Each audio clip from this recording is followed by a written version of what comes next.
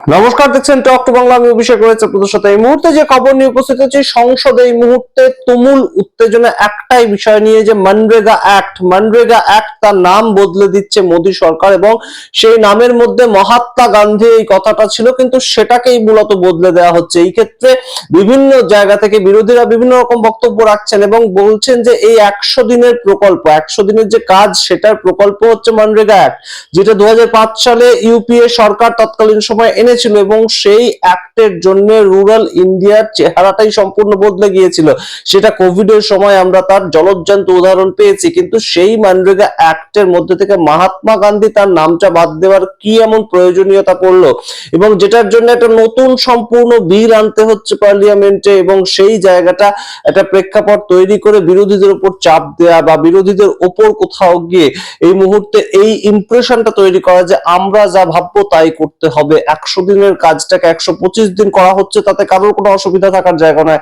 বছরে 365 দিনের মধ্যে আগে গ্রামীণ অঞ্চলের প্রত্যেকটি পরিবারের একজন করে সদস্য বা সদস্যা 100 দিন করে কাজ পেতেন, সেটা এখন 125 দিন পাবেন।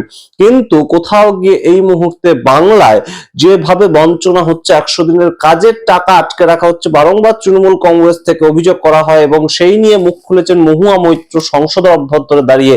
মহুয়া মৈত্রর বক্তব্য অনুযায়ী তিনি বহুদিন ধরে, তিনি শুধু নয়, তৃণমূল কংগ্রেস বহুদিন ধরে তার এমপিরা দিল্লিতে পর্যন্ত এসে ধর্ণা দিয়েছিল, সেখান থেকে দিল্লি পুলিশ তাদেরকে হ্যারাস করে গ্রেপ্তার করে, এবং সেই সমস্ত ঘটনা তিনি একদম ব্যাখ্যা করেছেন এবং বলেছেন যে কিভাবে বাংলাকে বঞ্চনা করা হচ্ছে 100 দিনের টাকা আটকে রেখে। এবং শুধু তাই নয়, যে রবীন্দ্রনাথ ঠাকুর মহাত্মা নামটা দিয়েছিলেন, সেই মহাত্মা নামটা সরিয়ে দেওয়া শুধুমাত্র গান্ধীজিকে নয়, তার সঙ্গে রবীন্দ্রনাথ ঠাকুর, তাকে অপমান করা। কোথাও গিয়ে এই সিদ্ধান্ত বা এই অ্যাক্ট যেটা আনছে কেন্দ্রীয় সরকার, সেটা সম্পূর্ণ বাঙালি অস্মিতাকে আঘাত করছে।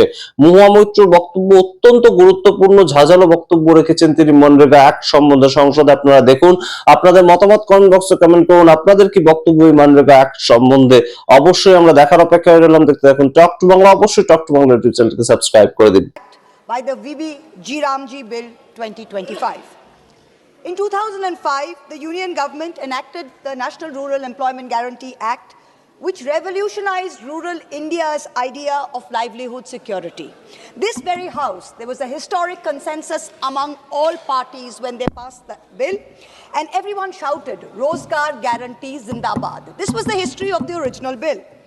For the first time, the central government aimed to provide in law 100 days of assured employment to one single member of every rural household, as long as there was an adult member willing to sign up for unskilled manual work. As long as you wanted it, it was available, it was demand driven. What else? Women were guaranteed at least one half of the jobs made available. The NGNREGA scheme was aimed at creating durable infrastructure, so wells, ponds, roads, etc. Employment to be provided within 5 kilometers of an applicant's residence. So this was to prevent large-scale rural to urban migration. Minimum wage was to apply. Every state was notified with a minimum wage. On October 2nd, 2009, Gandhi Jayanti, in keeping with the vision of the father of the nation's vision for rural self-reliance in India, the name was changed to the Mahatma Gandhi Rural Employment Guarantee Act. That is the history of this. Now suddenly 16 years later, with no consultation with anybody, you did not consult with the opposition, you did not consult with civil society, you did not consult with any stakeholders, the government has introduced a bill to repeal the MGNREGA. This is not an amendment, mind you. You are replacing it with something called a VB-G Ramji bill.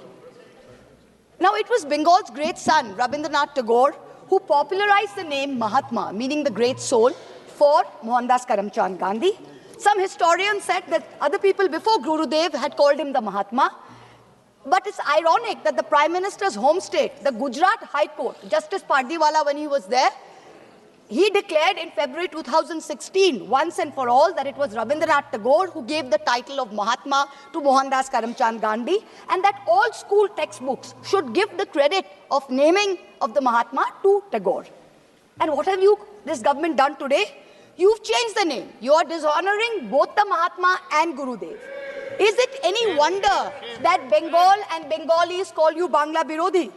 Do you think, does this government think it's been very smart by putting the name Ram, by putting the acronym RAM in the name of the bill? What did Gandhiji say? I'm quoting Gandhiji. By Ram Rajya, I do not mean Hindu Raj.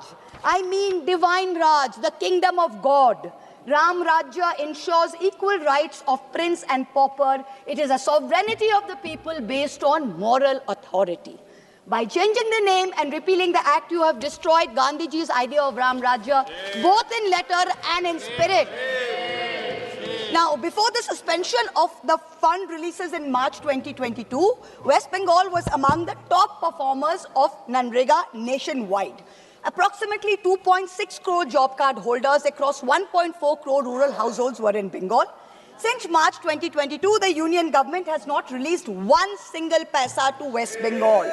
As of today, the centre has outstanding MGNREGA dues of 52,000 crores. 52,000, 7,000 crores in unpaid wages and 45,000 crores in unpaid material and wage pending liabilities till date. We as members of the Trinamool Congress representing the people of Bengal, we have taken to the streets for our rightful dues. We've sat on dharna. Our Honorable Chief Minister has written innumerable times. We have complied with over 150 action taken reports. When we went to meet with the Honorable Minister, we as MPs were dragged by the Delhi police, dragged like animals. We were thrown vans and we were taken to a godforsaken thana on the outskirts of Delhi. This is what we got. Even though the objects and reasons of the bill, I've got the bill in front of me, I'm looking at page 1. Now, if you look at the objects and reasons of the bill, it says to provide an enhanced statutory wage employment guarantee of 125 days in every financial year to every rural household. But actually, there is no one single element, not one, of the legal right to work retained in the bill, which was there in the original bill. That was a legal right. Nothing. Now, MGNREGA, the original MGNREGA provided some fundamental guarantees. The first, it was central government funded. The wage bill was met 100% by the central government.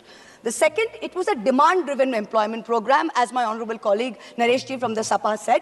He said, when people wanted to work, it was demand-driven. It was bottom-up. And the third guarantee was that 100 days of work across rural India, no matter where you were. There was no notified area, no this, no that. You wanted to work, you lived in rural area, you filled up a form, you were entitled to it. That was the right. Now this government, I'm looking at the bill, they've used the word guarantee 92 times. 92 times in this bill. But I'm going to go through just 4 provisions of the bill which demonstrates that the new Ramji bill provides no guarantees at all. Forget about 92, it provides not even one guarantee. So let me look at the first. First, if I'm looking at page 4, chapter 2, section 4, subsection 5 of the proposed bill. What does it say? The central government shall determine the state-wise normative allocation for each financial year based on objective parameters as may be prescribed by the central government.